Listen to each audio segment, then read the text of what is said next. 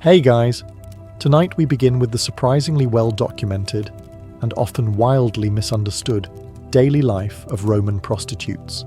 So, before you get comfortable, take a moment to like the video and subscribe, but only if you genuinely enjoy what I do here. And let me know in the comments where you're tuning in from and what time it is for you. It's always fascinating to see who's joining us from around the world. Now, dim the lights, maybe turn on a fan for that soft background hum, and let's ease into tonight's journey together.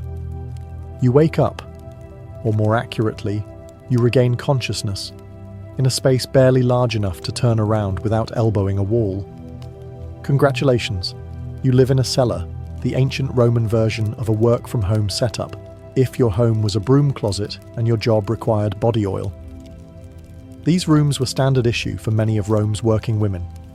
Located in brothels, lupanars, or stacked above taverns and bathhouses, they were tiny, windowless chambers that doubled as both living quarters and workspace. Think of it as a studio apartment, designed by someone who hates light, air, and privacy. Your mattress is straw-stuffed, possibly shared with fleas, and smells faintly of wine, smoke, and disappointment. If you're lucky, there's a small oil lamp. If you're really lucky, it hasn't been stolen. Your few possessions, some cheap makeup, a comb, and maybe a bronze mirror if times are good, are shoved into the corner like they too are tired of being here. There's no running water. There's no plumbing. There's a bucket you try not to think about. Bathing? That'll be a group activity later at the nearest public bathhouse, where the water is communal and the awkward eye contact is free.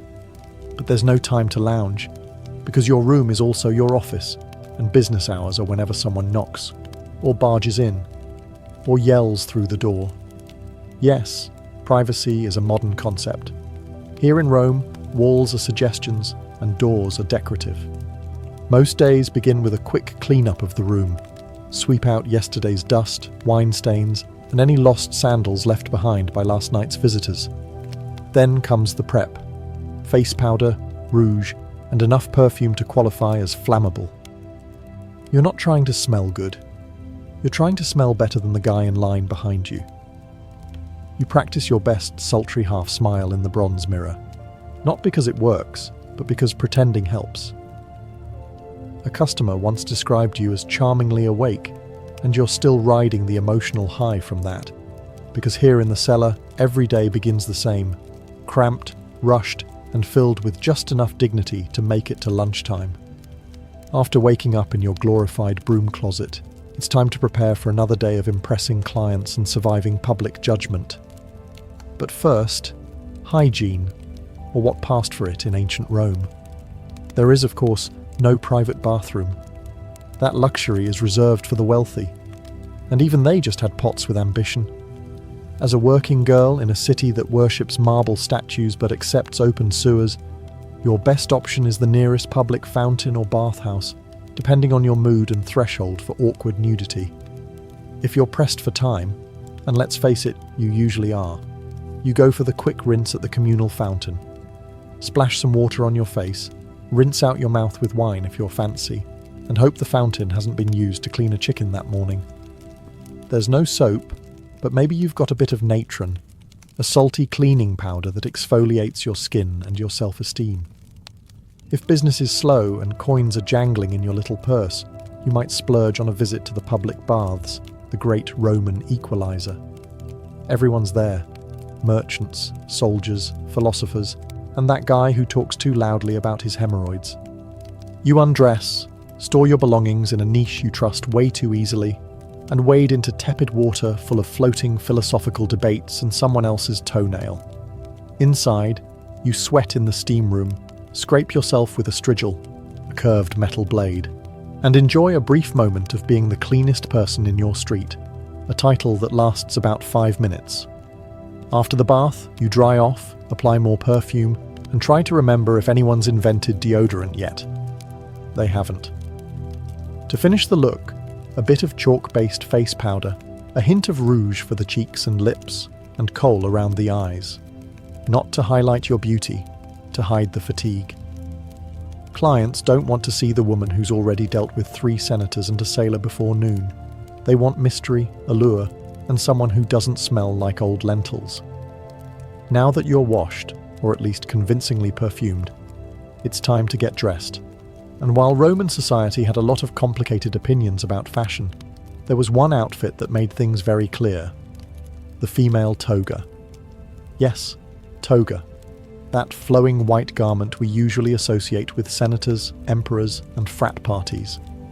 But here's the twist. In Rome, a woman wearing a toga wasn't making a political statement.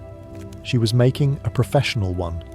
It was a visual billboard for, "I'm not a respectable matron, and I am available for negotiation." Proper Roman women wore the stola, a long layered dress that said, "My husband controls my dowry, and I go to bed at 9. Prostitutes, on the other hand, were denied the stola by law and required to wear a toga, often short, brightly coloured, and intentionally flashy. Think less Grecian goddess, more visible from across the forum. The look was usually accessorised with cheap jewellery, bronze or glass beads, maybe some loud earrings. The goal wasn't elegance, it was visibility. When you're competing with 20 other women in a 100-metre radius, subtlety is a luxury you can't afford. Footwear? Likely simple sandals, maybe even barefoot depending on location and budget. Comfort wasn't a priority. You're going to spend a lot of the day standing, walking, and occasionally sprinting away from a bad client or an overzealous moralist. Hair was its own ordeal. Roman prostitutes often curled and dyed their hair, sometimes wearing wigs, especially blonde ones, imported from Gaul. Blonde hair had a certain exotic appeal in Rome, kind of like imported luxury soap, only more alive. And let's not forget the finishing touches. Makeup. Pale face powder to contrast with red lips and cheeks, and thick kohl eyeliner to make your eyes pop. Or at least look less sleep-deprived. Once fully dressed, you looked obvious. And that was the point. In a city of 1 million people, your outfit was your business card. If it made you look bold, scandalous, and economically available, then congratulations. You were ready for another glorious day of being judged by society while being actively funded by it. So you're dressed, painted, perfumed, and hopefully not too hungover. Now comes the fun part. Drumming up business in a city where everyone wants sex but pretends they're shocked when they find out it's for sale. In ancient Rome, marketing wasn't subtle. There were no pamphlets, no websites, and definitely no branding consultants. If you wanted clients, you had to be seen, be loud, or be immortalised in graffiti. Preferably all 3. Let's start with location strategy. If you worked out of a lupanar, brothel, your office was already built for visibility. Brothels were often located near bathhouses, markets, or drinking establishments. In short, anywhere people might already be sweaty, bored, or easily persuaded. Think ancient foot traffic optimization. Standing in the doorway, wearing your finest look-at-me outfit, you'd call out to passers-by with a mixture of flattery, negotiation, and time-sensitive offers. 2 denarii if you're quick. Hey, might sound desperate, but hey, rent was due and the next girl over just dropped her rate to 1. If you were freelance, it was all about roaming visibility. You might hover near temples, because nothing says divine inspiration like temptation, or hang around taverns, ready to flirt with a tipsy legionary who still had some coin left and questionable judgment. But perhaps the most bizarre, and weirdly effective, form of Roman advertising. Wall graffiti. Yes, Pompeii has immortalised the genius of ancient street marketing. Brothel walls were plastered with handwritten reviews like, "Maritimus gave me the best time of my life," or "Felicia, 2 denarii, very fast service." These weren't just vandalism, they were ancient Yelp, unfiltered, unregulated, and very, very public. Some women even paid someone to write their name and specialty somewhere visible, usually near tavern entrances or on columns. Others let their clients do the writing, which, as you might expect, ranged from glowing praise to confused haikus about being robbed. All this made one thing clear: a prostitute's survival depended as much on marketing as on skill. If people didn't know your name, your rates, and your approximate level of enthusiasm, someone else was getting the business. Because in ancient Rome, as now, the secret to success wasn't always talent. Sometimes it was just better PR. So you've advertised yourself. You've got the outfit, the eyeliner, and just enough confidence to fake a good mood. Now it's time to talk pricing, the part where ancient Rome pretends to be a free market while secretly judging you anyway. Let's be clear, there was no union. Rates were set by supply, demand, and whatever you could get away with before someone bartered you down with a loaf of stale bread. For street-level workers, or those in lower-end lupanars, prices could be as low as 1 or 2 asses, a small bronze coin that wouldn't even get you a glass of wine. That's right, some clients were paying less than the cost of a decent lunch. If that feels depressing, remember, some women accepted food, sandals, or even promises as payment. Yes, in a city with an empire's worth of coinage, IOUs still existed. On the other hand, high-end prostitutes, often called meretrices, operated more like luxury brands. These women could charge in denarii, silver coins, sometimes multiple per client, especially if they had skills beyond the bedroom. Conversation, music, poetry, basic literacy, anything that let a client believe they weren't just hiring company, but taste. Some prostitutes even had niches, not architectural ones, marketing ones. Maybe you specialized in working with sailors, or performing erotic dances, or reciting poetry during the act. Don't laugh. Ovid probably inspired someone. The more unique your brand, the less replaceable you became. Repeat clients might get a discount, or not. It depended entirely on whether they paid on time or smelled like fermented cabbage. And if you worked under a pimp or brothel owner, a hefty cut of your earnings disappeared before you saw a single coin. Some women were enslaved, which meant they didn't get paid at all, just food, shelter, and a vague promise that one day they might buy their freedom if they somehow won the Roman lottery. Welcome to the lupanar, the Roman brothel. It's not luxurious, but it has walls, which already makes it more dignified than working behind a tavern. Technically, it's a place of business. Realistically, it's a sweaty stone maze of bad decisions. The term lupanar comes from lupa, meaning she-wolf, which the Romans used as slang for prostitute. That's right. Your job title was also your animal comparison. Not exactly empowering, but at least it's consistent. Most lupanars were 2-story buildings crammed between bathhouses and bars, perfect for catching foot traffic from half-drunk senators and bored sailors. Inside, you've got a narrow hallway lined with tiny rooms, each equipped with a stone bed, a thin mattress, and just enough space to reconsider your life choices. No doors, just curtains, for that open floor plan vibe. Privacy? That's something rich matrons had. You've got damp linen and the sound of someone snoring through your shift wall. You're not alone, of course. A proper lupanar had several working women and one delightful parasite known as the Leno, pimp, or Lena, madam. Their job was to take a cut of your earnings, promise repairs that never happened, and occasionally yell things like, "Work faster, he's important." Clients ranged from nervous teenagers to sweaty legionaries and balding senators claiming this was just a philosophical visit. Some were in and out faster than a dropped denarius. Others tried to talk about their poetry, which frankly was worse.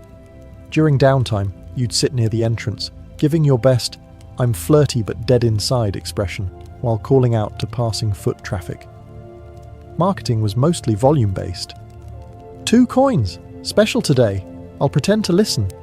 And yes, the walls were covered in graffiti, ancient Yelp reviews etched lovingly into the plaster. Felix was here, twice, or Thais gives a good time. Occasionally someone got artsy and drew pictures. Proportions were rarely accurate. Confidence, however, was never lacking. Working in a lupanar wasn't glamorous, but it was consistent.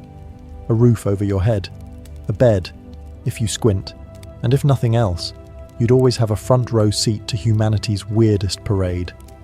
Not every Roman prostitute worked in a lupanar. Some preferred or were assigned to the equally glamorous world of taverns. If the brothel was a chaotic office cubicle, the tavern was more like working in an open-air startup, with more vomit and fewer stock options. Taverns, kolpanai or popinai, were where Rome's finest drunkards, merchants, off-duty soldiers, and guys named Gaius with gambling debts gathered to drink, shout, and pretend they understood Virgil. For prostitutes working here, the motto was simple: serve the wine, sell the charm, dodge the gropes. A typical shift involved pouring watered-down wine into dirty cups for people who wouldn't notice the difference anyway.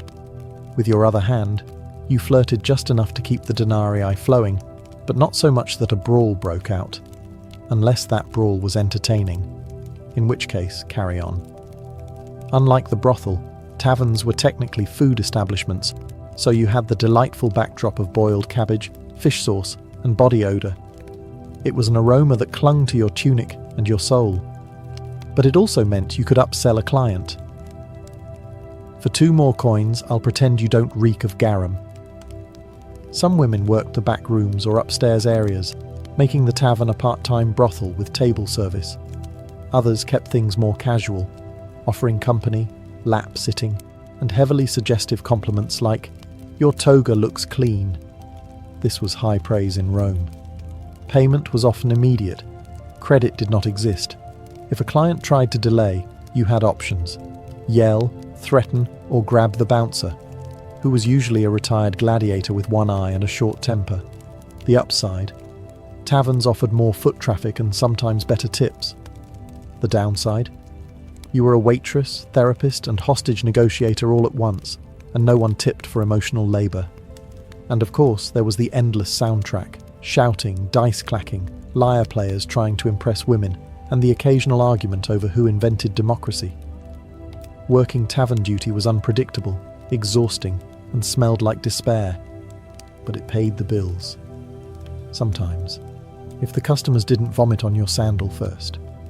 For the entrepreneurial spirit with no brothel affiliation and too much confidence, there was always the street.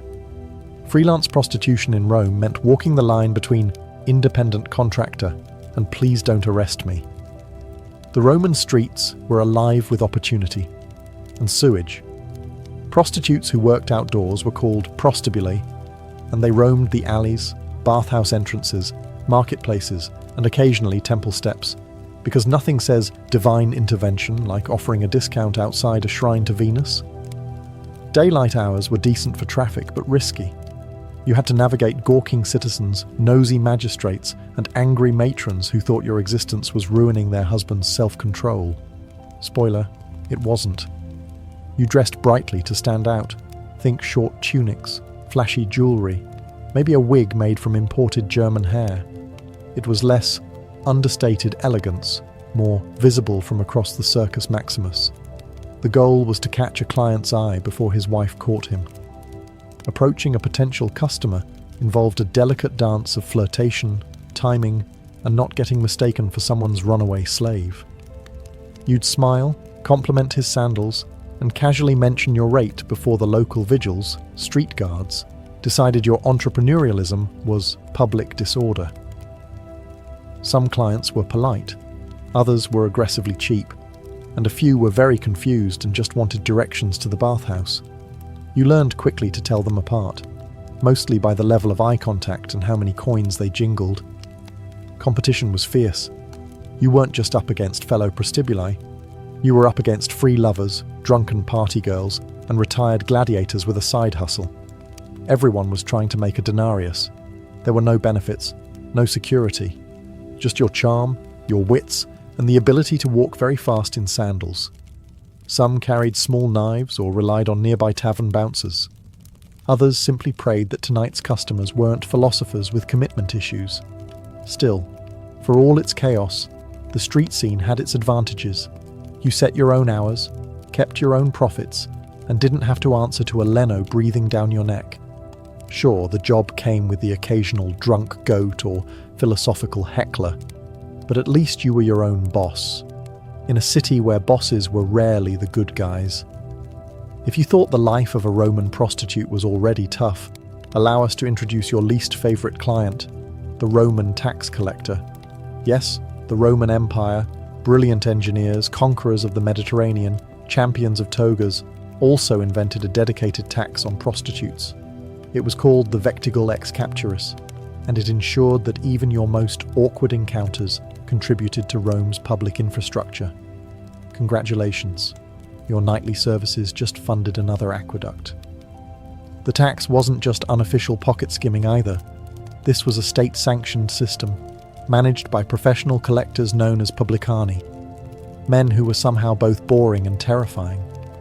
They kept detailed records, demanded payment in cash, and probably judged your perfume choices while scribbling on their wax tablets. To legally operate, prostitutes had to register with the aediles, the Roman equivalent of a city inspector with an affinity for paperwork and moral superiority. Upon registration, you were entered into an official list of sex workers. Think of it as joining a trade union, except there were no benefits, and instead of a card, you got a branding, literally. Yes, some sex workers, especially enslaved ones, were branded or tattooed with marks like Lupa or their owner's name. If you're wondering how that made clients feel, don't worry. The branding wasn't for them. It was to ensure you couldn't pretend to be respectable later. And the tax rate. It varied depending on location, class, and whether your clients were sad senators or discount gladiators. But it always stung. You paid per act or per week depending on the region, and there was no deduction for emotional labour, uncomfortable silences, or existential dread. Refusing to pay could result in fines, arrest, or being barred from working, though enforcement was spotty, especially if you were paying under the table or knew how to flirt with an aedile. Still, for a profession already swimming in stigma, this tax added insult to injury. Rome was essentially saying, "We disapprove of your lifestyle. Also, give us 10%. But hey, on the bright side, at least you could proudly say your labor was helping to fund another temple, probably dedicated to a goddess who still wouldn't return your prayers. In Rome, being a prostitute meant you had legal permission to exist, and social permission to be endlessly judged. Yes, prostitution was tolerated by the law, taxed, regulated, even registered. But that didn't stop every senator, priest, and bored philosopher from telling you how much they disapproved of you, often while zipping up their tunic. Enter the moral police, not an official squad with batons, but a vast, unpaid network of senators, priests, matrons, and writers who all believed it was their divine duty to shame you while enjoying the fruits of your labour behind closed doors. At the top of the hypocrisy food chain was the Roman Senate, a group of aging elites who believed in preserving Roman virtue, a concept they typically defined as whatever we're not caught doing. Many of them publicly railed against moral decay while maintaining discreet tabs at every brothel from the Forum to Subura. Then you had the aediles, Rome's actual public officials who enforced laws on cleanliness, order, and decency. Their job was to regulate brothels, inspect establishments, and sometimes fine women for being too obvious about their profession, which again was legally required to be obvious. You couldn't make it subtle if you tried. Writers like Juvenal and Seneca had a field day. They mocked prostitutes in verse, lumping them in with greedy merchants, loud women, and, horror of horrors, women who read books. And yet these same writers gave vivid, suspiciously detailed descriptions of brothel life. Almost as if they'd done extensive research. Even Roman matrons, the respectable wives of the elite, got in on the judgment. They wouldn't speak to you, of course, but they'd walk past your street corner with a gaze that could sterilize a fig tree. Some even petitioned for laws banning prostitutes from wearing jewelry or entering public baths, which is rich considering many of their husbands treated bathhouse visits like part-time jobs. Working as a Roman prostitute came with certain occupational hazards, namely disease, injury, and whatever that thing was the sailor from Brundisium left behind. Welcome to the health and wellness chapter, where the only prescription is, hope you survive. Let's begin with the big one, venereal disease.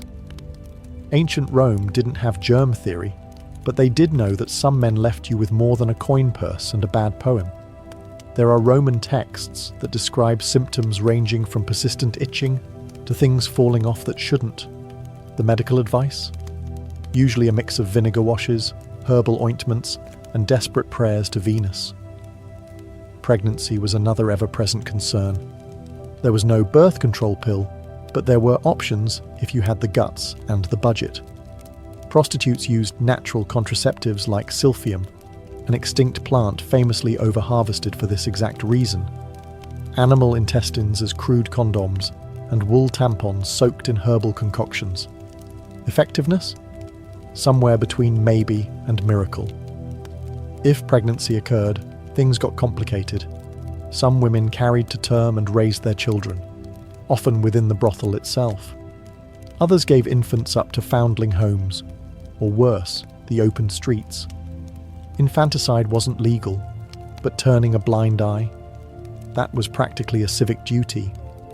For day-to-day ailments, sore muscles, cuts, stress-induced rage blackouts, the go-to remedy was usually wine, opium, or a slap from your leaner to stop whining. If that failed, you might visit a temple of Asclepius and sleep on the floor hoping for a healing dream. Ancient wellness culture was less spa weekend and more mystical nap with side effects. Infections were common. Hygiene was ambitious. There were no gloves, no antiseptics, and absolutely no one washing their hands before sticking fingers where fingers had no business being. And let's not forget the emotional toll. Depression, trauma, anxiety, all part of the job. Rome didn't have therapists. You had fellow prostitutes, wine, and the occasional stray cat who listened without judgment. In a city where divine intervention was blamed for everything from floods to flatulence, prostitutes weren't just dodging moral judgment. They were also trying to stay on the gods' good side, or at least bribe them for health, luck, and a low-maintenance clientele. Religion in Rome was a full-time job, and the gods were always watching, judging, occasionally cursing. But the divine pantheon had a few deities who were, let's say, more lenient toward your profession. First there was Venus, goddess of love, beauty, and general poor decision-making. Many prostitutes dedicated small altars to her in their rooms. Offerings of flowers, perfume, or a coin were made in hopes of attracting wealth, charm, or at the very least, clients who didn't smell like boiled goat. Then came Fortuna, goddess of luck. Given how random your daily income was, ranging from a gold bracelet to 3 mouldy grapes and a promise, Fortuna was kind of a big deal. You might wear a charm bearing her likeness, or mumble a quick prayer before a customer with too many rings and suspiciously clean sandals walked in. But religion wasn't all glitter and flirtation. The darker side of belief included superstition, omens, and magical countermeasures, because when in doubt, blame the spirits.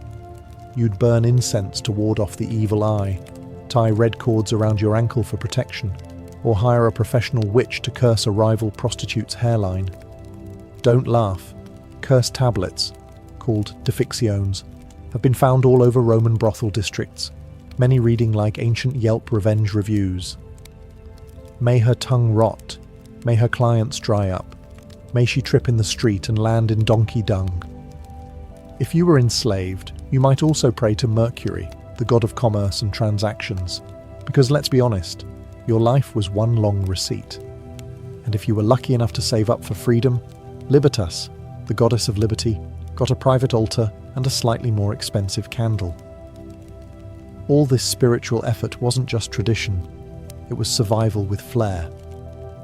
When Rome gave you judgment, disease, and rude senators, the gods were your HR department.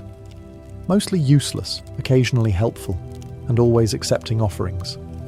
Love, in the Roman world of prostitution, was complicated. At best, it was a pleasant delusion, and at worst, a financial liability in a tunic. Clients fell in love all the time, or claimed they did, usually after 3 cups of wine and half a monologue about their mother. Some were sincere, some were drunk, and some were trying to get a discount. "But baby, I'm different," they'd say, clutching your hand like a tragic poet. And you'd nod politely, mentally calculating how much they still owed you. Some working women reciprocated these feelings, or at least pretended to. Emotional labour was part of the package. Smile, listen, pretend his toga doesn't smell like despair. For a few clients, you might even develop something real: attachment, affection, or just mutual exhaustion.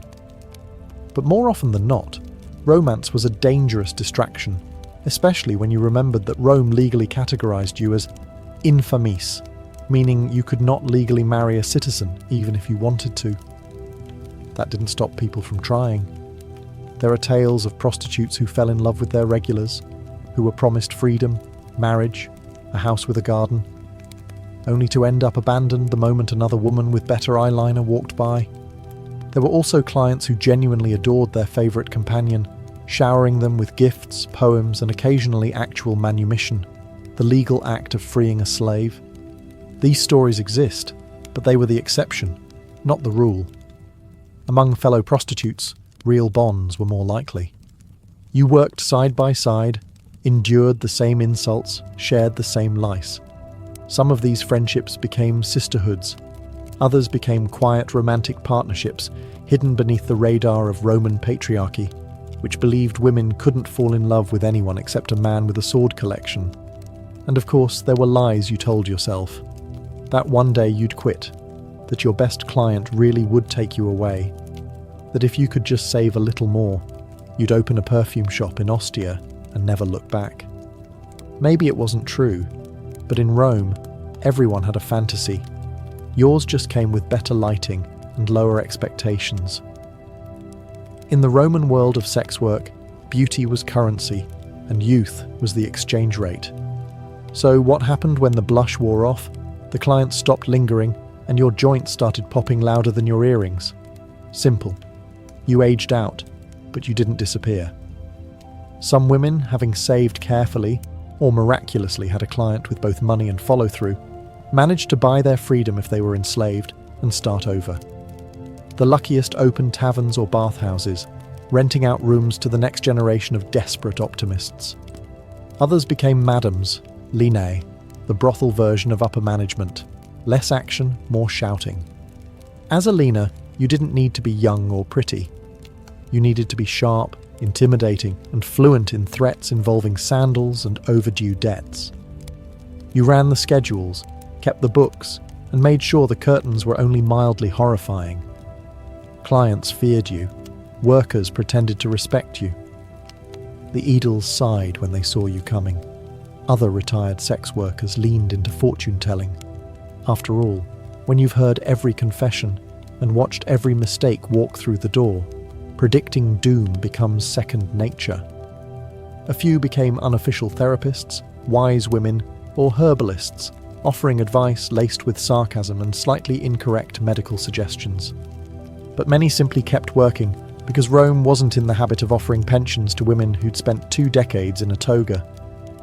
Older prostitutes still had clients, they just adjusted their marketing. Less blushing flower, more experienced, discreet, and tolerates poetry. Physical appearance mattered, but so did reputation. A woman known for conversation, kindness, or mind-blowing. Astrology readings could remain in demand long after her prime. And for those with no savings, no patrons, and no lucky breaks, the options weren't kind. You begged, you cleaned temples, you worked in laundries until your hands turned into shriveled olives. Rome didn't care how you got old, only that you did so quietly. But here's the truth they didn't carve into marble. For many, survival itself was the achievement. And if you made it to old age with your wit intact and at least one working sandal, you were already a legend. When people think of ancient Rome, they picture marble statues, grand speeches, and emperors with questionable family trees. What they rarely picture: the woman leaning in a brothel doorway, adjusting her wig, and mentally calculating how many coins she needs to not starve next week. Roman prostitutes didn't just work in the shadows. They've been kept there by history, carefully edited out of the noble narrative so schoolchildren could learn about aqueducts without asking uncomfortable questions. Yet they were everywhere. In graffiti, legal records, satire, poems, love letters, curse tablets, and receipts. Yes, actual receipts. They were a fixture of daily Roman life, even as society treated them like morally contagious wallpaper. What history usually gets wrong is the assumption that these women were powerless victims or morally bankrupt seductresses. In reality, many were savvy, adaptable, and, dare we say, better at business than half the Senate.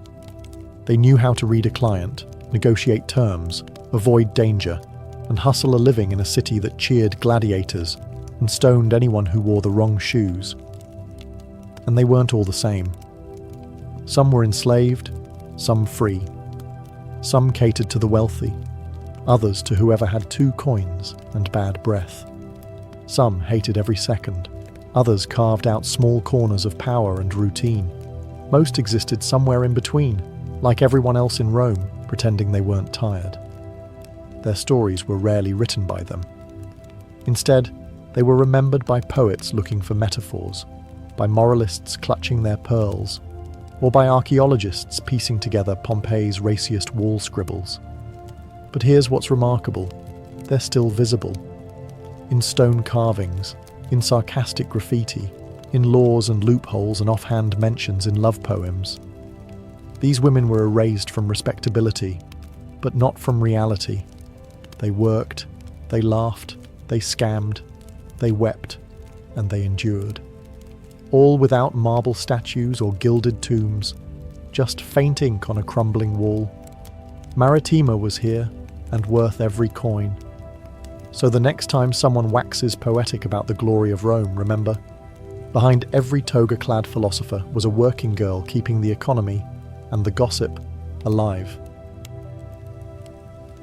In the world of the Vikings, warfare was a constant presence, and with it came injuries, deep cuts from swords, axe wounds, broken bones, and burns from fire and frost.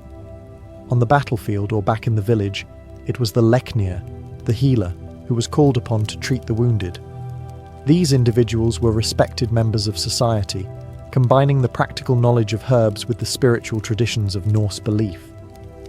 Among the most trusted herbs in a Viking healer's collection was yarrow, Achillea millefolium.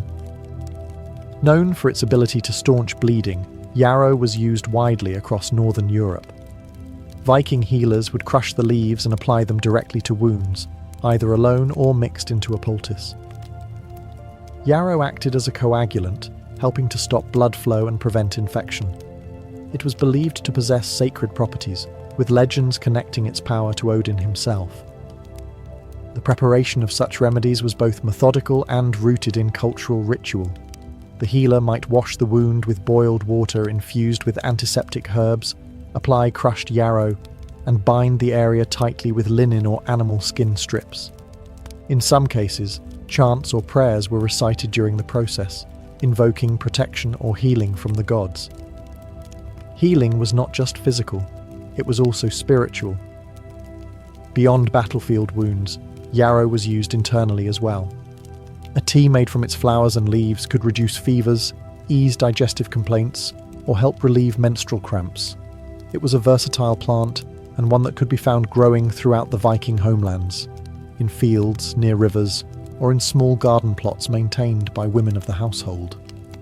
Healers in Viking society had a deep understanding of their environment. They knew which plants grew in which seasons, how to harvest them properly, and how to preserve them for use during the long, dark winters. Knowledge was passed down through generations, often from mother to daughter, or from elder to apprentice. These traditions blended elements of Germanic herbal lore with the rich cosmology of Norse mythology. In a world without hospitals or modern antibiotics, the skill of the healer and the power of plants like yarrow were essential to survival and to maintaining strength in a warrior-driven culture. While yarrow addressed bleeding and surface wounds, the Viking healers' battle against infection required deeper remedies. One of the most revered herbs in this regard was Angelica, Angelica archangelica, a tall aromatic plant with hollow stalks and umbrella-shaped clusters of greenish-white flowers. It thrived in the cold climates of Scandinavia and was considered so valuable that it was cultivated in monastery gardens long after the Viking Age ended. Angelica held a central place in early Northern European medicine, prized for its broad-spectrum medicinal properties. Viking healers used the root, leaves and seeds to prepare a variety of treatments. Most commonly, the root was dried and then steeped into decoctions to fight internal infections.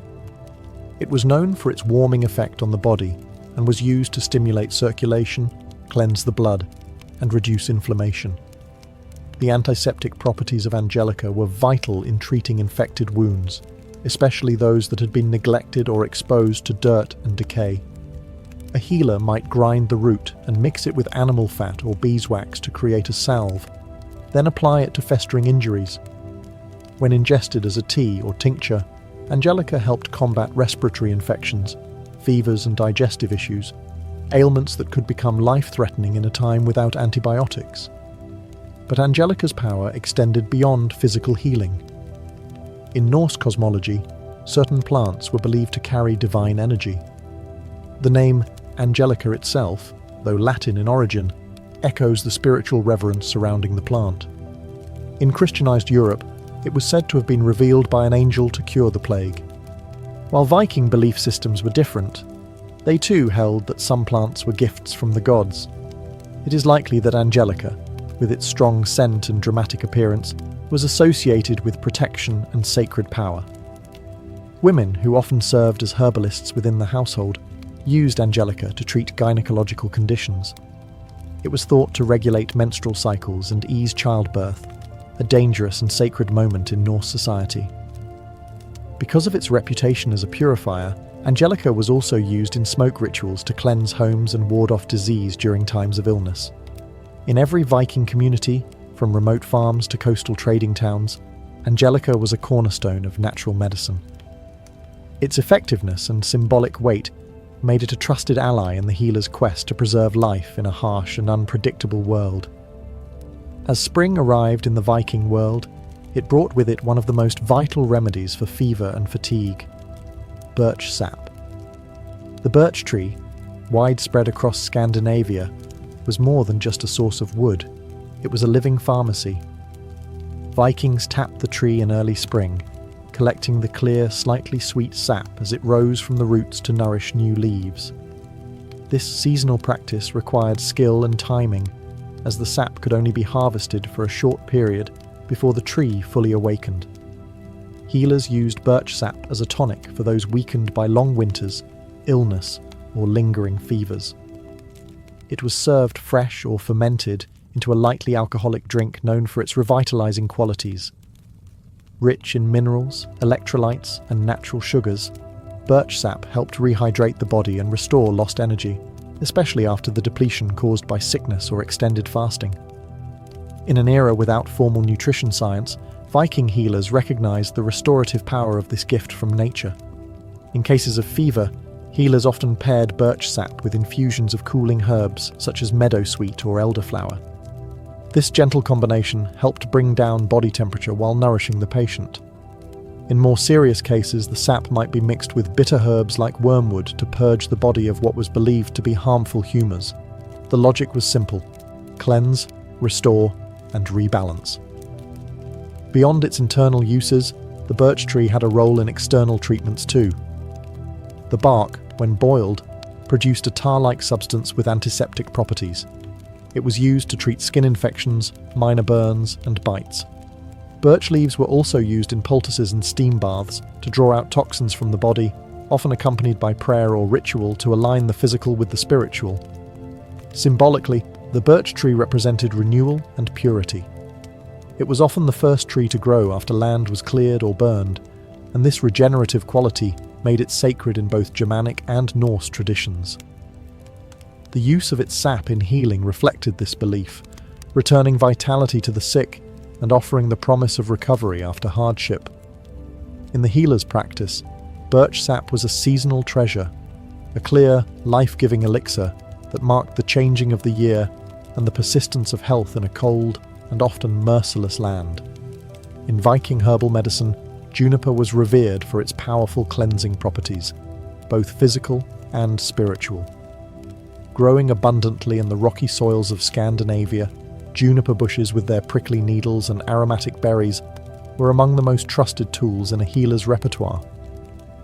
Whether burned, boiled, or brewed, juniper was used to purify the body, the air, and even the spirit. Juniper berries were commonly used as a diuretic and a remedy for urinary tract infections. When consumed as a tea or decoction, they stimulated kidney function, helping the body to flush out excess water and harmful substances. This made them especially useful during illnesses that involved swelling, bloating, or lingering fevers. The berries also had mild antiseptic properties, allowing them to address infections from within, a crucial function in an age with no antibiotics. For respiratory issues, juniper smoke played a vital role. Healers would burn dried juniper branches and let the smoke fill a room or a tent, believing it could drive out disease. This wasn't just symbolic. The antimicrobial compounds in juniper smoke helped disinfect the air. During outbreaks of sickness or after a death, Viking homes and ships might be cleansed in this way. The practice was both practical and spiritual, banishing what could be seen and what could not. In steam baths and sweat lodges, a tradition shared across many northern European cultures, juniper branches were sometimes laid on the hot stones or added to the water. As the vapor rose, it carried the sharp, invigorating scent of the plant, opening the lungs and inducing heavy sweating. This was thought to cleanse the body of toxins and the soul of imbalance, reconnecting a person with the rhythms of nature and health. Juniper also held ritual importance.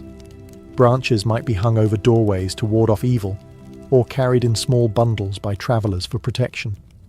Its strong, earthy fragrance symbolized resilience, and its presence in healing was a reminder that purification was as much about the unseen forces as it was about physical ailments. For Viking healers, juniper was not merely a remedy, it was a symbol of renewal and defense, a guardian plant that stood between the fragile human body and the chaotic forces of the world. Its sharp needles and potent berries helped them keep sickness at bay, one breath of smoke or sip of tea at a time.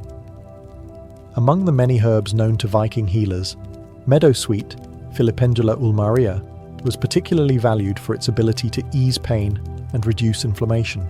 Found in damp meadows and along riverbanks, this fragrant plant with creamy white flowers was a staple in early Germanic and Norse herbal medicine. Though they lacked modern terminology, Viking healers recognized that some plants had the power to cool fevers, relieve discomfort, and help the body recover more gently.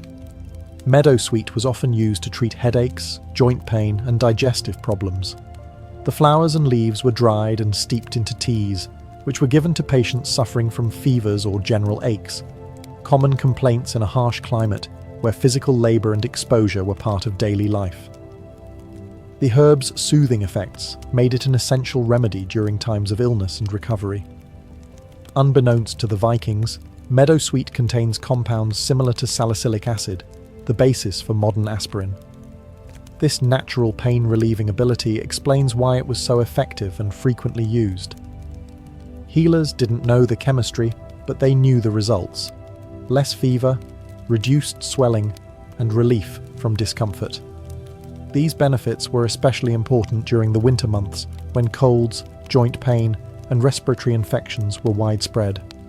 For digestive issues, meadowsweet was considered a gentle treatment for nausea, heartburn, and stomach cramps. Its calming properties helped settle the stomach, and it was sometimes combined with other herbs like chamomile or mint if available, to create a broader treatment. The plant's sweet scent also made it a comforting addition to healing rituals, which often blended the sensory with the medicinal. Meadowsweet's role wasn't limited to physical healing. Its delicate, almost ethereal presence tied it to the natural cycles of growth and decay, life and death. As with many Viking remedies, its use may have included symbolic gestures, such as laying its flowers near the ill, or including it in burial rites to ease the journey to the afterlife. Some sagas and later folk traditions refer to sweet-smelling herbs as gifts from the gods or spirits of the land. In a culture that respected strength but understood the necessity of healing, meadowsweet was a quiet yet powerful ally. It helped warriors rest, allowed children to recover, and gave the elderly comfort in their final years. For the healer, it was one of the gentlest and most reliable tools in their care. Mugwort, Artemisia vulgaris, held a special place in the Viking healer's practice, not only as a medicinal herb, but also as a spiritual tool. Known across northern Europe for its bitter aroma and silvery leaves, mugwort was considered one of the most sacred plants in Germanic tradition. For Viking societies, where healing was never just physical, mugwort served as a bridge between the body, the mind, and the unseen world. Medicinally, mugwort was used to treat a wide range of ailments. It helped with digestive problems, menstrual irregularities, and fatigue. A tea made from its leaves was used to ease stomach cramps, stimulate appetite, and support the liver. Viking women in particular relied on mugwort to regulate their cycles and aid with childbirth. In a world without midwives or formal obstetrics, the healer's knowledge of such herbs was vital for survival during pregnancy and delivery. Mugwort also had powerful nervine properties, meaning it calmed the nervous system. For warriors who experienced restlessness or nightmares, mugwort tea or smoke was thought to restore inner balance and protect the mind. Sleep, which was often disturbed after battle or illness, could be coaxed back by burning dried mugwort near the bedside or placing it under the pillow. This wasn't simply superstition. Many aromatic herbs do have mild sedative effects. But beyond its medicinal uses, mugwort was strongly linked to ritual and magic. Viking healers and wise women, often referred to as volur or seidkunur, used mugwort in ceremonies to invoke dreams, protection, or visions. It was sometimes burned during rites of cider, the Norse form of trance magic and prophecy. The rising smoke was believed to carry prayers to the gods or ward off harmful spirits. Healers might also use mugwort during solstice ceremonies, seasonal changes, or in times of emotional distress.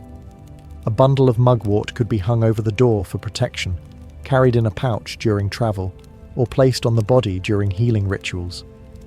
Its bitter scent and strong energy made it a plant of thresholds, used when the body or soul was in transition. To the Viking healer, mugwort was more than a plant. It was an ancient ally, one that stood at the intersection of medicine and magic, guiding the sick not only toward physical recovery, but toward spiritual realignment with the world and the gods. Among the most practical and powerful remedies in the Viking healer's collection was garlic, Allium sativum. Though not native to Scandinavia, garlic had long been traded across Europe and may have reached the Viking world through early contact with the British Isles, Frankish territories, and Eastern markets. Its strong scent and potent medicinal qualities made it an essential part of early Norse medicine, especially for infections, parasites, and protection against disease. Garlic's antibacterial and antifungal properties were well known, even if not scientifically understood. Viking healers used crushed garlic in poultices to clean wounds and prevent festering, particularly important for injuries sustained during battle or travel. When applied directly to cuts, garlic could kill harmful microbes and reduce inflammation. Though painful, this treatment was effective in preventing deeper infections in a time when even minor wounds could turn deadly. Internally, garlic was often eaten raw, pounded into pastes, or brewed into strong infusions. It was believed to strengthen the immune system, purify the blood, and warm the body during illness. In harsh northern winters, when colds, fevers, and coughs were widespread, garlic served as a valuable tonic. It was sometimes combined with honey, another antimicrobial agent, to make the strong flavour more palatable and to enhance its healing effect. Garlic was also used to treat parasites, especially intestinal worms, which were common due to poor sanitation and frequent contact with livestock. A mixture of garlic and vinegar was administered in small doses to purge the body.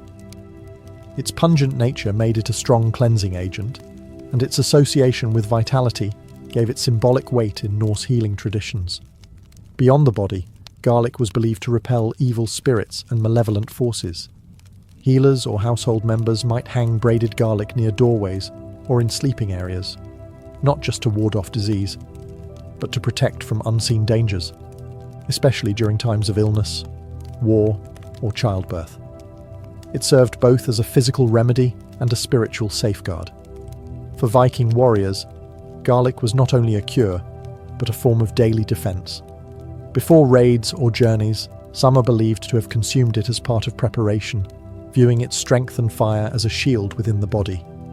In this way, garlic stood as a symbol of endurance, fighting infection, energizing the weak, and anchoring the body in a dangerous, ever-changing world. In the Viking Age, the stinging nettle, Urtica dioica, was more than a nuisance. It was a plant of power. Despite its painful sting, nettle was one of the most useful and respected herbs in Norse healing traditions. It grew abundantly in meadows, forest edges, and near settlements, making it easily accessible to healers and households alike. Its medicinal benefits were numerous, and its resilience in harsh conditions mirrored the strength and endurance the Vikings valued. Nettle was used primarily to treat conditions related to blood and vitality. Viking healers prepared nettle teas or broths to combat fatigue, iron deficiency, and overall weakness. Rich in iron, calcium, and vitamin C, nettle acted as a natural tonic, especially important during long winters when fresh food was scarce and illness spread easily. Warriors recovering from battle or children recovering from fever were often given nettle to rebuild strength. The leaves were dried or cooked to reduce their sting and then brewed into infusions. These drinks were believed to purify the blood, promote circulation, and encourage the body to rid itself of harmful substances. Nettle also had a mild diuretic effect, making it useful for treating fluid retention and joint pain, common issues among labourers and older community members. In external treatments, nettle was sometimes used in surprising ways. The practice of urtication, striking sore limbs with fresh nettle stalks, was used to stimulate circulation and relieve arthritis or muscle stiffness. Though painful, it was believed to bring warmth and life back to cold or stiff areas of the body. This method, though unusual by modern standards, was rooted in generations of observation and belief in the plant's invigorating properties. Nettle also served practical roles beyond medicine. Its fibers were used to make rope, fishing nets, and even cloth, especially during times when flax or wool were scarce. This dual utility, nourishing the body and supporting daily life, made nettle a deeply integrated part of Viking culture. Symbolically, nettle was a plant of resilience. It thrived in disturbed soil and returned year after year, no matter how often it was cut back. In Norse society, where survival required both strength and adaptation, nettle embodied those values. For the healer, it was a reminder that even the most painful plants could bring healing, and that power often came from what first seemed harmful. Viking herbal medicine was never written down in formal texts during the age itself. Instead, it lived in the spoken word, in chants passed from mother to daughter, in gestures shared among wise women, and in the quiet work of healers who blended tradition, observation, and belief. These practices formed a body of knowledge deeply rooted in both the natural environment and Norse cosmology. To treat illness in the Viking world was not just to cure the body, but to restore balance to the person, the household, and the invisible threads connecting them to the gods. Healers in Viking society worked with what the land provided.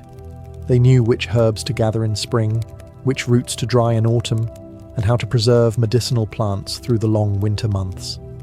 Yarrow, angelica, birch, juniper, meadowsweet, mugwort, garlic, and nettle. Each had a specific role, but all were part of a larger system of understanding the body in harmony with nature. Treatments were physical, yes, but also symbolic. Illness might be seen as a disturbance in fate, a challenge from the gods, or an imbalance between the seen and unseen worlds. Women played a central role in maintaining and passing down this knowledge. In longhouses and farmsteads, Female healers oversaw the care of families and communities. Some took on more specialized roles, like the voleurs, seers who blended healing with prophecy, often called upon during crises. Their work often included sacred herbs, spiritual rituals, and appeals to divine forces like Frigg, Air, or Freya. Healing was not just a duty, it was an act of connection between mortal life and the mythic world. With the spread of Christianity and the decline of Norse paganism, much of this oral tradition faded or was absorbed into new religious frameworks. Monasteries adopted and preserved some of the herbs and techniques, while others disappeared or became entangled in superstition and fear. But echoes of Viking herbal medicine can still be found today, in Scandinavian folk healing, in modern herbalism, and in the renewed interest in ancestral plant knowledge. The legacy of Viking healers lies not just in the herbs they used, but in the worldview they preserved, that nature holds power, that healing is both physical and spiritual, and that wisdom often resides in the hands of those who listen to the land. Joan of Arc was born in the winter of 1412 in the rural village of Domremy, a quiet hamlet in northeastern France, nestled near the border of Burgundy. At the time, France was fractured by war and civil unrest. The 100 Years' War between England and France had already dragged on for decades, and northern France was caught in the crossfire. Joan was born into this turbulence, the daughter of Jacques d'Arc and Isabelle Romay, devout peasants who raised their children in the Roman Catholic faith. Her family lived modestly. They owned a small patch of land, a few animals, and relied on farming to survive. Joan was not taught to read or write, like most girls of her class, but she was known for her hard work and deep religious devotion from an early age. She spent much of her childhood helping around the house, tending sheep and attending church. Her world was humble and steeped in faith. The voices she would later claim to hear would come to someone who already spent hours in prayer and contemplation. Domremy itself was a contested area. Though technically loyal to the French crown, it bordered Burgundian territory, a faction allied with the English. The threat of violence was constant. Raids by Anglo-Burgundian forces occasionally swept through the region, destroying crops and burning homes. Joan would have grown up with stories of heroism and defeat, of saints and warriors, of kings and traitors. Her early years were shaped by instability, fear, and a longing for peace. Despite the fear that hung over France, Joan's childhood was not without community. She was well liked in the village and described by neighbours as kind, pious, and unusually serious for her age. She often prayed at a nearby chapel dedicated to the Virgin Mary, where she would later claim her divine mission began. These years laid the spiritual and emotional foundation for what would come. Her faith, her loyalty to the king, and her sense of purpose were not formed in the royal court, but in the fields and chapels of her village. From such humble origins, no one could have imagined that this peasant girl, illiterate, unknown, and barely a teenager, would one day stand before kings, lead armies, and challenge the might of empires. At the age of 13, Joan of Arc's life changed forever. She later testified that in the summer of 1425, while alone in her father's garden, she experienced a vision, accompanied by a voice that seemed to come from beyond this world. At first, she was afraid. The voice, surrounded by a dazzling light, was accompanied by the appearance of figures she identified as Saint Michael, Saint Catherine, and Saint Margaret, three powerful saints in Catholic tradition. These visions would continue, growing in intensity and clarity over time. The message was clear but extraordinary. She was chosen by God to help save France. More specifically, her divine mission was to drive the English out of French territory and to ensure the coronation of Charles, the Dauphin, as the rightful King of France. It was a staggering revelation for a young peasant girl with no military experience, no formal education, and no standing in society. Joan told no one at first. She kept the visions private, fearing disbelief or punishment. But the voices persisted, urging her to act. Over the next few years, she became increasingly convinced that her mission was real. she began to devote herself even more deeply to prayer, fasting, and religious discipline, believing that her purity and obedience were essential for fulfilling God's will. By 1428, the political and military situation in France had worsened. The English had captured much of northern France, and the city of Orléans, a key stronghold, was under siege. The Dauphin Charles remained uncrowned, his legitimacy in question. Joan, now 16, believed the time had come to act. She travelled to the nearby town of Vaucouleurs and requested an audience with the local commander, Robert de Baudricourt, claiming she had a message for the king. At first, Baudricourt and his men laughed her off. A teenage girl claiming divine guidance was hardly taken seriously. But Joan was persistent. She returned again and again, speaking with a conviction that unsettled some and impressed others.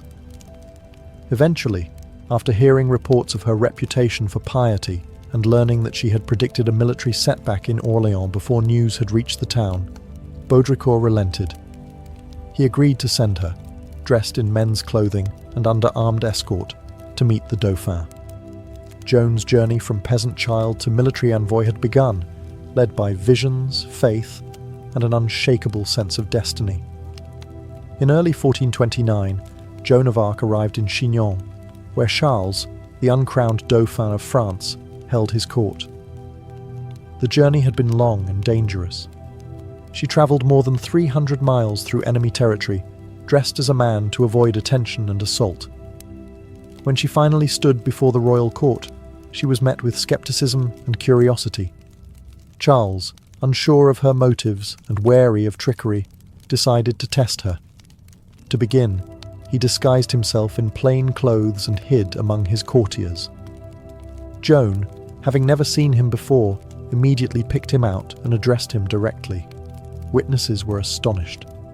She reportedly told him details that only he and his closest advisors would have known, possibly regarding a private prayer or secret doubt. For many in the court, it was the first sign that something beyond explanation was at work. Still, Charles was cautious. He ordered that Joan be examined by theologians and church officials in Poitiers. For several weeks she was questioned about her visions, her morality, and her doctrine. She was a teenage girl being grilled by learned men, yet she answered with composure and confidence. Her virginity was tested, as it was believed her purity was essential for her divine mission. The examiners found nothing heretical in her claims and noted her remarkable character and intelligence, despite her lack of formal education.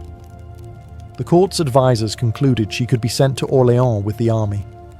But first, Joan requested something symbolic, something that would signal her role not merely as a soldier, but as a divine emissary. She asked for a banner. The banner she received was white, embroidered with an image of Christ and the words Jesus Maria. It would become her most treasured possession, and she carried it into every battle, declaring that she preferred the banner to the sword.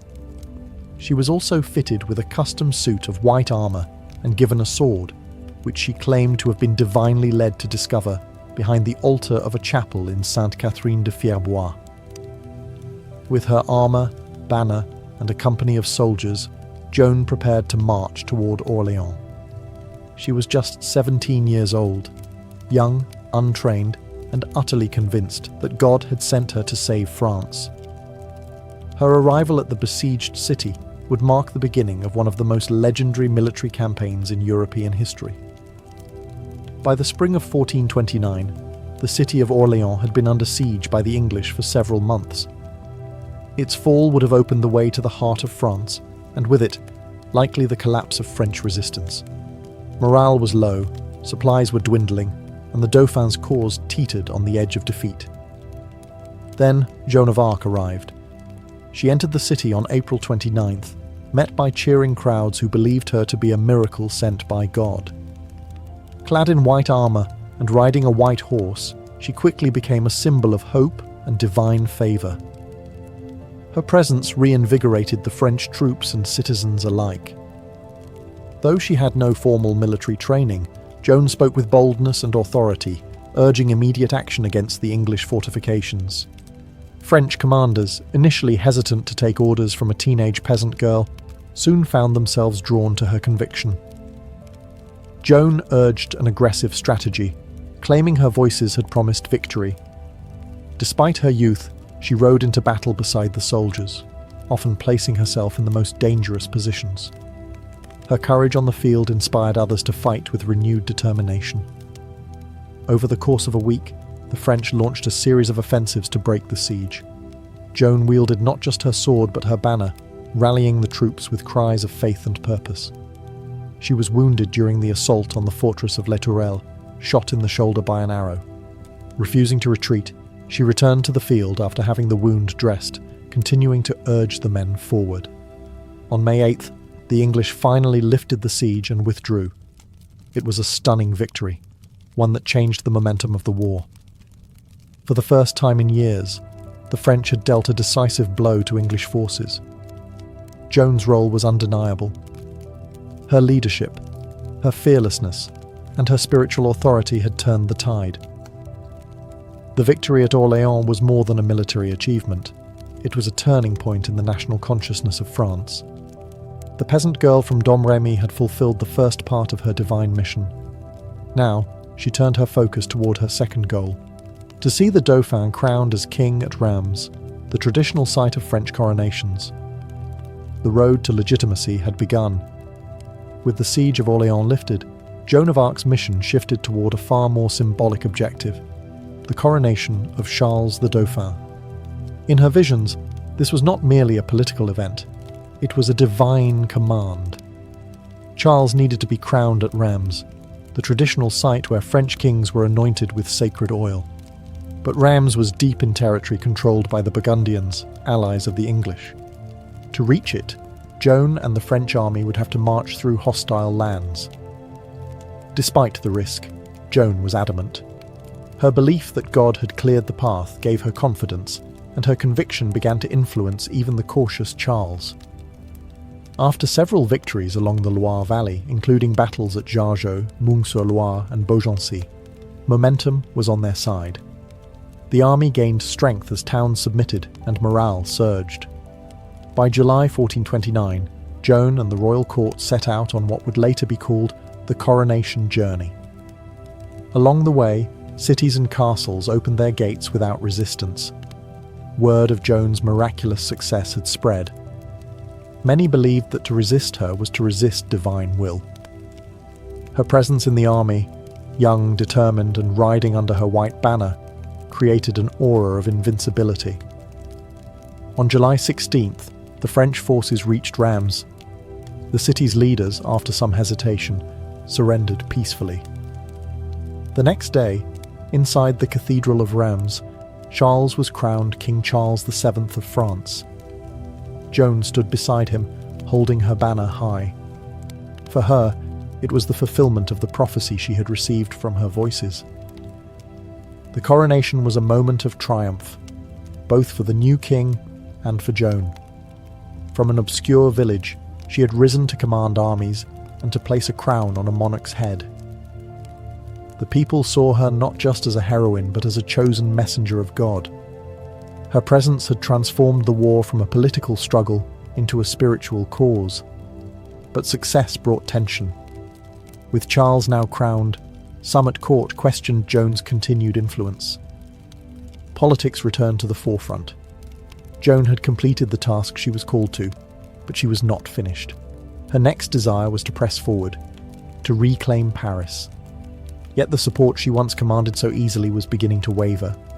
After the coronation at Reims, Joan of Arc pushed for a bold new objective: the liberation of Paris, still under English and Burgundian control. For Joan, reclaiming the French capital was not just a political necessity. It was part of her divine mission to fully restore France to its rightful king. But not everyone shared her urgency. King Charles VII, newly crowned and politically cautious, hesitated. His advisors urged diplomacy, favouring a negotiated truce with the Burgundians. But Joan remained resolute. She believed that delay would only strengthen the enemy, and that God had already cleared the way for victory. Eventually, Charles agreed to an assault on Paris, though without full commitment. he provided limited troops and delayed the campaign, weakening the effort before it began. Joan arrived outside the city in early September 1429 and prepared for battle. Paris was well defended with strong walls and experienced English and Burgundian forces inside. On September 8th, she led an assault on the Porte Saint-Honoré, one of the city's main gates. As always, she carried her banner and fought at the front lines, encouraging the troops with prayers and determination. The fighting was fierce. The defenders poured down arrows and stones. Joan was struck by a crossbow bolt in the thigh, but refused to abandon the field. She continued to direct the battle from behind the lines, calling for another charge. But the attack stalled.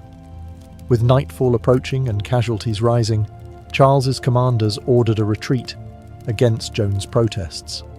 The failed attack on Paris marked a turning point. Joan's reputation remained intact among the common soldiers and citizens, but at court, doubts began to grow. Her influence over royal policy started to wane. Charles, now king, no longer relied on her as he once did. Political interests, fear of provoking further conflict, and distrust of Joan's spiritual authority began to eclipse her earlier triumphs. Yet Joan was undeterred. She continued to lead minor campaigns in the following months, capturing towns like Saint-Pierre-le-Moutier and La Charité, often financing the operations herself with donations from supporters. But the tide was shifting. Her vision of total victory clashed with the king's increasingly cautious stance. Despite her injuries, her dwindling support, and the growing political isolation, Joan remained convinced that her mission was not yet complete. She would not stop until France was free, but in the shadows, betrayal and danger were closing in. In the spring of 1430, Joan of Arc continued her campaign, though her position had grown increasingly precarious. Her successes on the battlefield had not translated into lasting political power. King Charles VII, now more focused on diplomacy than war, offered only lukewarm support. Joan, acting largely on her own initiative, turned her attention to the town of Compiègne, which was under threat from Burgundian forces. She arrived in May 1430, hoping to defend the city and rally the local population. But the odds were stacked against her. The Burgundians, allies of the English, were closing in with superior numbers. On May 23rd, Joan led a small force in a sortie to challenge the besiegers and disrupt their lines. As the battle unfolded outside the city walls, French forces were pushed back. Joan remained behind to cover the retreat, determined to protect her soldiers. In the chaos, the city gates closed too soon. Joan and a few companions were trapped outside. Surrounded by Burgundian cavalry, she fought until she was pulled from her horse and taken captive. Her capture was a devastating blow, not only for Joan herself, but for the morale of the French people. The girl who had once lifted the siege of Orléans and crowned a king now found herself a prisoner. The Burgundians held Joan for months, treating her more as a political prize than a common captive. She was eventually sold to the English for a large sum, an act that confirmed her status as a threat to their cause. The English viewed her not only as a military adversary, but as a dangerous symbol of resistance and divine legitimacy. Throughout her captivity, Joan attempted escape more than once. In one instance, she jumped from a high tower, injuring herself badly, but surviving. Even in chains, her will remained unbroken. She demanded to be treated as a noble prisoner of war, not as a criminal or heretic. But the English had other plans. They did not intend to hold her indefinitely. They meant to destroy her credibility, her image, and the power she had come to represent. Her trial was already being prepared. Joan's capture at Compiègne marked the beginning of her final, most harrowing chapter. She had risen from obscurity to the heights of power, only to be betrayed, abandoned, and delivered into the hands of her enemies. But her story was far from over. After months in Burgundian custody, Joan of Arc was transferred to English hands and brought to Rouen, the English administrative capital in occupied Normandy. There, beginning in January 1431, she faced a formal ecclesiastical trial, not as a prisoner of war, but as a heretic, a designation that allowed her captors to strip her of honour and execute her under church law. The trial was orchestrated by the English but carried out by a panel of pro-English French clergy, led by Bishop Pierre Cauchon, a staunch opponent of Joan and loyal to the Burgundian cause. Its true goal was not justice, but the destruction of Joan's legacy. By branding her a heretic, the English sought to undermine the legitimacy of Charles VII, whose coronation she had enabled. Joan was held in a secular prison, guarded by male soldiers, a direct violation of church law. She was denied access to legal counsel, threatened with torture, and interrogated repeatedly, often for hours at a time without rest or support. Despite being a 19-year-old peasant girl facing some of the most educated men in France, she defended herself with remarkable intelligence and composure. Over the course of several months, she was questioned about her visions, her clothing, her faith, and her role in the war. The judges focused especially on her claim to divine voices and her habit of wearing men's clothing, an act considered both heretical and unnatural by church standards. Despite their pressure, Joan remained firm in her testimony. She maintained that her voices came from God, that she had acted in obedience to divine command, and that she had always remained faithful to the church. At one point, when asked whether she believed she was in God's grace, she famously responded, "If I am not, may God place me there. If I am, may God keep me there." It was a powerful answer, neither arrogant nor self-condemning, and one that impressed even her inquisitors. But the outcome was never truly in question. Political necessity outweighed truth. Joan was eventually condemned for heresy, based largely on her refusal to renounce her visions and her insistence on wearing male attire, which she had resumed in prison for protection. Her sentence was death. The girl who had once lifted a nation would now be silenced, not by defeat in battle, but by a court of men determined to erase her from history, or so they thought. On the morning of May 30th, 1431, Joan of Arc was led to the marketplace in Rouen, tied to a wooden stake and burned alive. She was just 19 years old. As the flames rose around her, she reportedly called out the name of Jesus repeatedly and asked for a cross to be held before her eyes. A soldier, moved by her courage, handed her a small wooden cross. Witnesses said she faced death with calm resolve. Her execution was meant to be final, a warning, a silencing of a dangerous symbol. But it had the opposite effect. Instead of being erased, Joan became a martyr. Even English and Burgundian observers were disturbed by the spectacle. Some wept. Others openly questioned whether the church had committed a grave injustice. One of the English clerics present was said to have exclaimed, "We are lost! We have burned a saint!" Over the years that followed, Joan's image only grew stronger. Her unwavering faith, her courage in battle, and her dignified defense at trial became the foundation for a powerful legend. In 1456, 25 years after her death, and following a formal investigation ordered by Pope Calixtus III, Joan's trial was declared invalid. She was officially exonerated, her name cleared of heresy. In the centuries that followed, Joan of Arc became a unifying symbol for France. During times of national crisis, particularly during the French Wars of Religion and later during the Franco-Prussian War, her story was invoked as a beacon of courage, patriotism, and divine mission. Artists, writers, and historians immortalized her life. Her face appeared in stained glass, sculpture, and literature. She was celebrated as both a warrior and a mystic, a simple peasant and a national heroine. In 1920, nearly 500 years after her execution, the Catholic Church formally canonized Joan of Arc as a saint. The girl who had been condemned by church officials was now one of its most revered figures. Her feast day is celebrated on May 30th, the anniversary of her martyrdom. Today, Joan of Arc remains one of the most iconic figures in world history. Her life defied every expectation. Peasant, prophet, warrior, prisoner, saint. Through faith and conviction, she altered the course of a kingdom. Through fire, she entered legend. And through memory, she lives on. The life of a medieval baker began in darkness. Long before roosters crowed or church bells tolled, bakers were already hard at work. Their day often started around midnight, when most of the town was fast asleep. The quiet streets were cold and still, but inside the bakehouse, flames crackled, flour dust hung in the air, and the rhythm of kneading began. Medieval bread wasn't made on a whim. It required precise timing and a practiced hand. Bakers relied on sourdough starters, carefully nurtured fermenting dough that gave rise and flavour to the loaves. There were no commercial yeasts.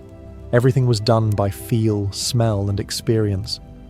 The flour was often coarse, ground at a local mill, and carried its own unique character based on region, season, and grain quality. Some bakers even mixed in bran, barley, or beans to stretch their flour supplies. Water was drawn from wells or public fountains. Everything had to be measured and mixed by hand, often in the dim light of oil lamps or candles. The mixing trough was usually wooden, and the dough had to be kneaded until it reached the right texture, a task that required strength and repetition. In colder months, the dough had to be kept warm with cloths or near the hearth to rise properly. The oven, usually a large domed brick structure, had to be heated long before baking. Bakers would burn bundles of wood inside until the walls radiated enough heat to bake several batches of bread. Ashes were raked out carefully, and the oven floor cleaned with a damp cloth or a wooden peel before the loaves were slid in. By the time the town stirred, merchants setting up stalls, church doors opening for morning mass, the baker's first loaves were already out of the oven. The smell of warm bread filled the air. It was the scent of sustenance, of daily survival. For many in the medieval world, bread was the cornerstone of every meal. But for the baker, it was just the beginning. Deliveries had to be made, customers served, and records kept. And once the ovens cooled and the counters cleared, there was little time to rest, because tomorrow's dough would need mixing before the moon set again. In medieval towns, the baker's work never truly ended. To master the daily grind of medieval baking, a baker needed more than just flour and fire. They relied on a trusted set of tools, each shaped by generations of craftsmanship. The bakehouse itself was often a simple stone or timber-framed structure, but inside, it was a specialized world. Every item had a purpose, and efficiency could mean the difference between profit and punishment. The heart of any bakery was the oven. Typically made of clay or brick, these were dome-shaped and massive, designed to retain heat for hours. Heating the oven wasn't quick. Bundles of wood, often oak or beech, were burned inside until the walls radiated the ideal temperature. Then the ashes were raked out and the bread loaded using a peel, a long-handled wooden paddle that allowed bakers to slide loaves deep into the hot chamber without burning themselves. The kneading trough was another essential item, usually carved from a single block of wood or built from heavy planks. These troughs were wide and low, allowing bakers to lean into their work.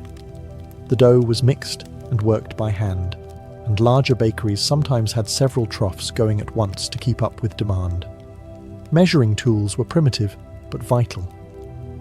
Most bakers used wooden scoops or hand-carved measures for flour and salt, though consistency varied. Scales were rare, and accuracy was often enforced by local guilds or town officials. Cheating customers by underweighting loaves could lead to heavy fines, or worse. Flour was stored in cloth sacks or wooden barrels, while water was hauled in buckets from wells or streams. Some bakeries also had sieves for removing husks or debris, especially in more prosperous towns where finer bread was expected by wealthier clients. Coarser flours, however, were common for the lower classes. Perhaps the most valuable tool was the baker's hands, calloused, experienced, and trained by years of repetition. They knew when dough was ready, when the oven was hot enough, and when a loaf was just beginning to sing its final crusty notes. Everything had to be cleaned and prepared before the next day. The tools, humble though they seemed, were part of a larger rhythm, a cycle of labour, skill, and heat that transformed raw grain into life-sustaining bread. In the hands of a medieval baker, each tool helped feed a town. In the medieval world, bread was more than food. It was the foundation of every meal and a marker of social class. Nearly everyone ate it daily, but not all bread was created equal. What you ate said a great deal about who you were. The wealthiest citizens, nobles, clergy, and prosperous merchants demanded the finest bread, known as manchet, or white bread. Made from finely sifted wheat flour, this bread was soft, pale, and expensive. Producing it required extra labour, grinding, sifting out bran, and using only the most refined parts of the grain. This labour-intensive process raised its cost, placing it far out of reach for commoners. For townsfolk and tradesmen, ravel or wheaten bread was the standard. Still made from wheat, it was less refined, slightly darker, and more nutritious. It struck a balance between cost and quality, and bakers sold it in greater quantities than manchet. In some towns, regulations dictated that this bread must be sold at a fixed weight and price, preventing bakers from exploiting the hungry. But for the poor, the labourers, peasants, and beggars, there was maslin or black bread, often made from a mix of rye, barley, oats, and whatever else was available. This bread was dense, coarse, and sometimes bitter. In hard times, bakers might even stretch it with beans, peas, or chestnut flour. It was filling, yes, but also a reminder of one's place in society. In monasteries, bread varied depending on the order. Some monks ate simple loaves in keeping with their vows of poverty, while wealthier institutions produced high-quality white bread for guests and ranking clergy. Bread was also used as a social tool. During feasts, wealthy lords would use trenchers, thick slices of stale bread, as plates. After the meal, these were either eaten by servants or given to the poor. Charity was often dispensed in the form of bread, handed out at monastery gates or from noble kitchens. A skilled baker had to understand these divisions. They didn't just bake one type of loaf. They produced multiple varieties daily to meet the needs of the entire town. Bread wasn't just nourishment. It was economy, hierarchy, and identity, baked into every crust. In a world where most people lived on little, bread defined who had more and who survived on less. Being a baker in medieval Europe was not just a matter of skill, it was also a matter of law. Bread was considered so essential to life that its production was heavily regulated by local authorities and trade guilds. For a baker, failing to follow the rules didn't just mean bad business, it could mean public humiliation, loss of livelihood, or even imprisonment. In most towns and cities, guilds controlled the profession. These were associations of craftsmen who regulated quality, training, pricing, and supply. Bakers' guilds established strict standards for the weight, size, and ingredients of bread. These standards weren't optional. They were enforced through regular inspections and harsh penalties. New bakers often had to apprentice for several years before they were allowed to operate their own ovens. Guild membership was both a privilege and a protection. It gave bakers the right to sell in the town market and guaranteed some degree of economic stability. But it also bound them to a system of accountability. If a baker was caught selling underweight loaves or substituting poor ingredients, guild officials could fine them, suspend them, or revoke their right to bake altogether. Beyond the guilds, municipal authorities also monitored bread quality. In England, for instance, the assize of bread and ale, a law dating back to the 13th century, dictated exactly how much bread a customer should receive for a set price, which adjusted with grain costs. Officials known as bread weighers or ale tasters conducted surprise inspections and reported violators. Punishment for breaking bread laws could be dramatic. Some bakers were pilloried, locked into public stocks where they were mocked or pelted with stale bread and rotten food. Others were forced to parade through town with substandard loaves strung around their necks. In extreme cases, a repeat offender could be banned from the trade or exiled from the town altogether. These rules weren't just about fairness, they were about survival. Bread riots were a real threat in times of famine or inflation.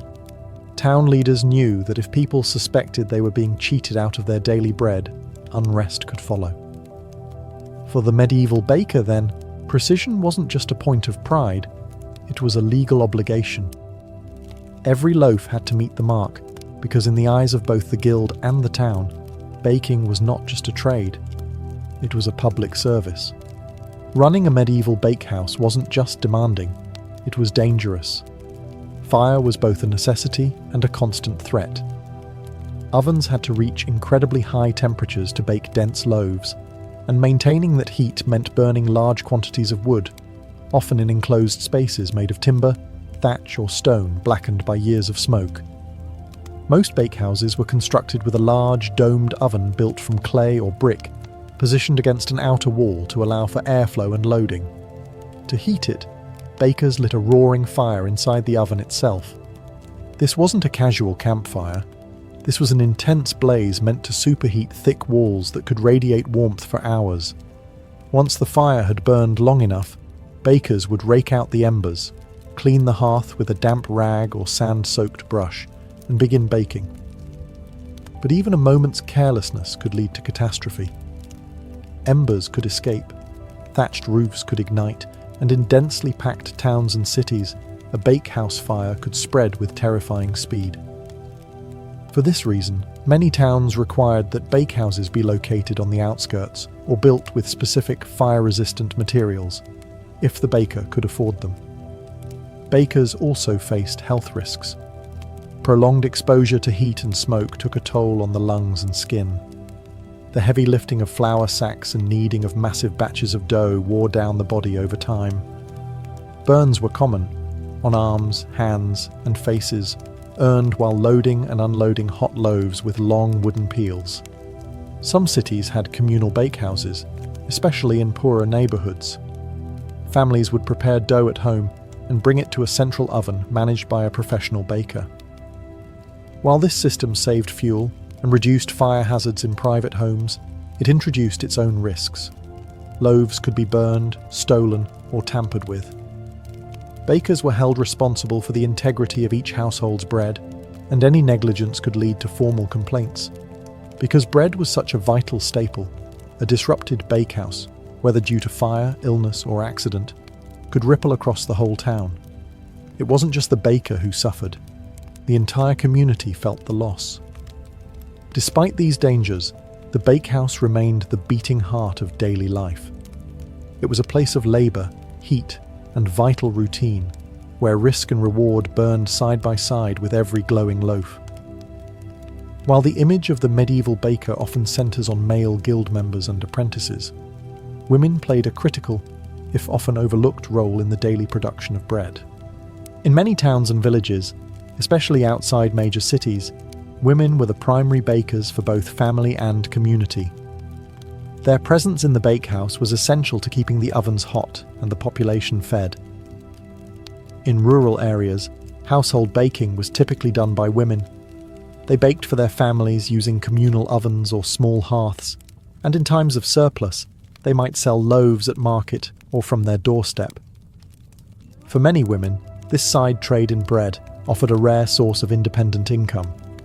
In cities too, widows of bakers were often permitted to continue their husbands' businesses, sometimes becoming successful bakery owners in their own right. Guilds were usually male-dominated, but not entirely exclusive. In certain regions, especially in parts of Germany and France, female bakers were formally recognized. Women could inherit licenses, run bakeries, and train apprentices, including daughters or nieces. Some even petitioned for full guild rights and won them, though this required navigating legal and social challenges. Women in bakehouses performed the same grueling work as men, mixing dough in massive troughs, hauling water and flour, managing oven temperatures, and selling bread in markets. Many also worked as bread sellers, walking through the streets with baskets balanced on their heads or carts loaded with loaves. These women were often the face of the bakery, dealing directly with customers and managing daily sales. Despite their labor, women were often paid less and received less recognition than their male counterparts. They were more vulnerable to accusations of selling underweight bread or poor quality loaves, and faced harsh penalties for infractions. Still, their contribution was essential, especially during times of war or plague when men were absent and communities relied on women to sustain the food supply. Baking also intersected with motherhood and caretaking. A woman who could bake well was seen as capable and respectable, keeping her household fed, preserving traditions, and passing down knowledge. In many families, recipes and baking techniques were handed down from mother to daughter like heirlooms. In every corner of medieval society, from noble kitchens to village ovens, women shaped the world through bread. Though history often left them unnamed, their hands were among the first to touch the dough that would nourish entire towns. In medieval Europe, bread wasn't just food, it was sacred. Few institutions influenced bread making more than the church, which not only consumed vast quantities of bread, but also shaped its symbolism, regulation, and distribution. In monasteries, cathedrals, and village chapels alike, bread was a symbol of life, sacrifice, and divine presence. At the heart of this connection was the Eucharist, the Christian rite in which bread became the body of Christ. The preparation of this bread, often called the host, was subject to strict guidelines.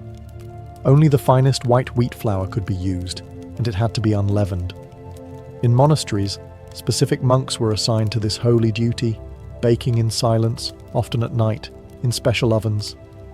These wafers were stamped with sacred symbols and handled with extreme reverence.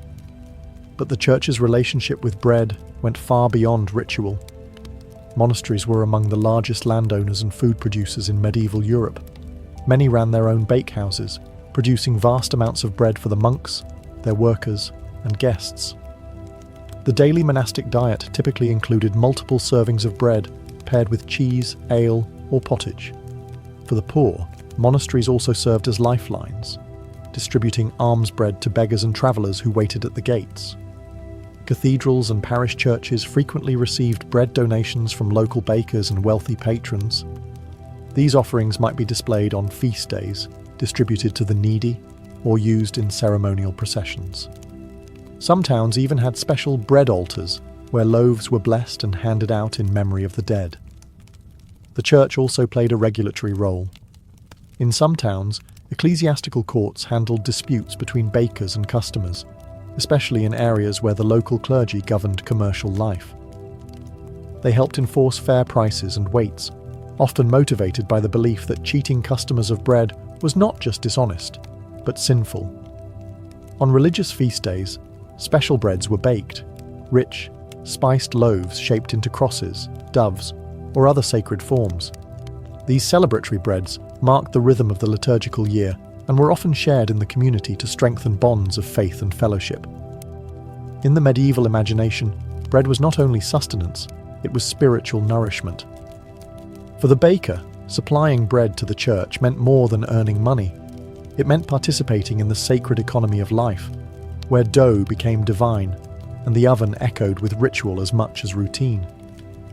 In the medieval world, bread was deeply entwined with power. For rulers, mayors, guildmasters, and kings, controlling the price, supply, and quality of bread was as important as maintaining order. Because bread was the staple food for most of the population, often making up 70% or more of a person's diet, its availability was directly linked to political stability. The most visible way this played out was through price controls. Cities and kingdoms established official rates for bread through laws like the assize of bread and ale in England, which tied the price of a loaf to the current cost of grain. If grain prices rose due to poor harvests, drought, or war, bakers were expected to adjust the size of their loaves, not the price. This meant that during times of scarcity, bakers had to produce smaller loaves for the same price, often cutting into their own profits. But if a baker was caught shortchanging customers or selling loaves below the legal weight, the punishment could be harsh.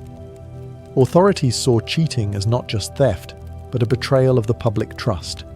In some towns, bakers were pilloried, forced to stand in public stocks while holding underweight loaves. Others were fined, shamed, or even banned from baking.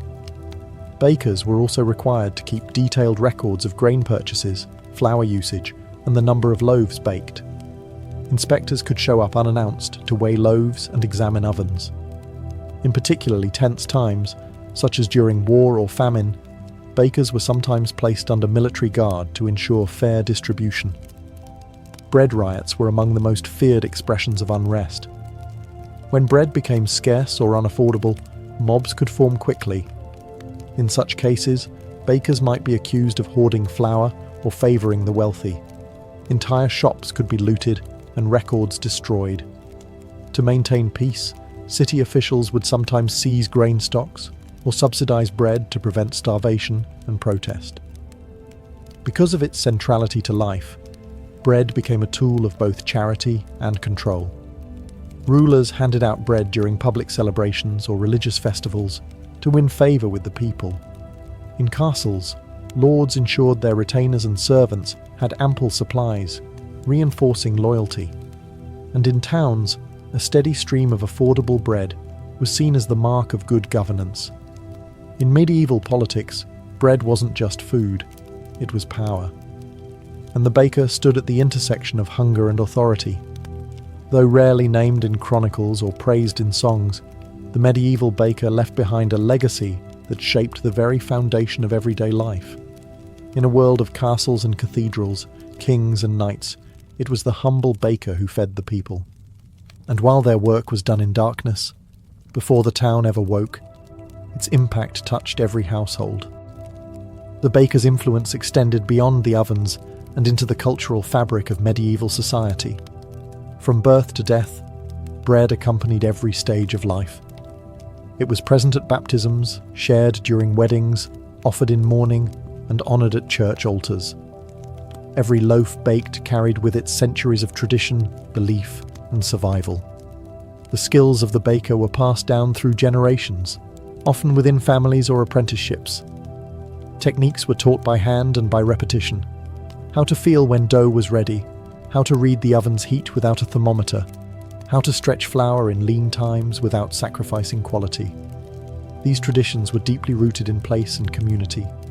A baker in one region might favour rye and oats, while another relied on barley or imported wheat. Every town had its own flavour.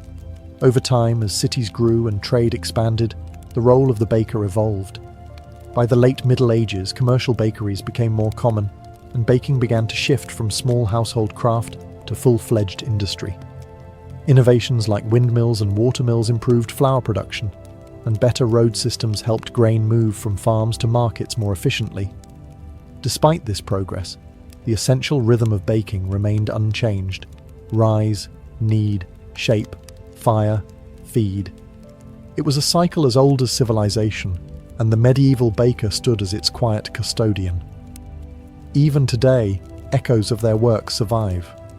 In languages around the world, the word for companion derives from Latin com panis, with bread. A reminder that sharing bread meant sharing life. The guilds that once regulated bakers paved the way for modern food safety standards, and the communal ovens of medieval villages laid the foundation for today's neighbourhood bakeries. In the end, the medieval baker's legacy is not just in the loaves they made, but in the sustained life of a community. Through flour, fire, and faith, they fed more than bodies. They nourished entire societies.